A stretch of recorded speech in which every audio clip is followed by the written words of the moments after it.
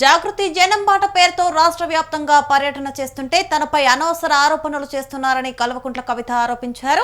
BRS MLA Madhavaram Krishnareddy, BJLP నేత మహేశ్వర్ రెడ్డితో పాటు ఓ ఛానల్ కి ఆమె లీగల్ నోటీసులు పంపించారు. వారం రోజుల్లోగా తనకు బహిరంగ క్షమాపణలు చెప్పాలని డిమాండ్ చేశారు.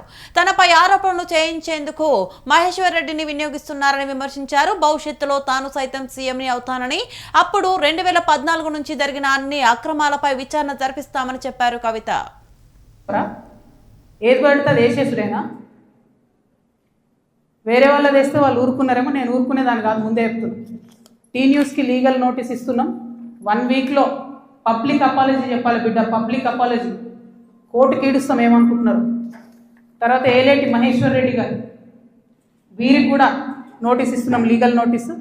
1 వీక్లో మీరు కూడా తప్పుడు సమాచారాన్ని ప్రజలకు ఇచ్చినందుకు, నా భర్త గారికి నా యొక్క పరపతిని దెబ్బతీసే ప్రయత్నం చేసినందుకు నాకు పబ్లిక్ అపాలజీ చెప్పాలని మహేశ్వర్ రెడ్డి గారిని డిమాండ్ చేస్తూ ఉన్నాను.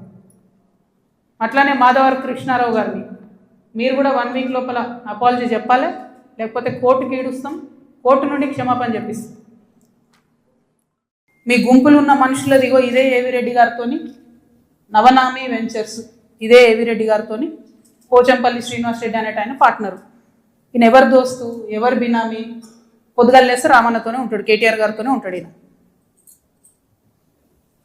ఎవరైనా మరి మీకున్నాయా సంబంధాలు? నాకున్నాయా?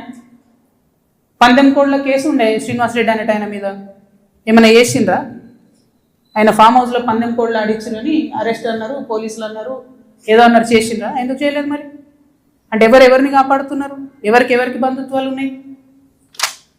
ఏదో ఆడపిల్లను ఊరుకుంటా మీరు తమాషా చేస్తే అనుకుంటారేమో, తోలు తీస్తా ఒక్కొక్కరిది పట్టుకొని.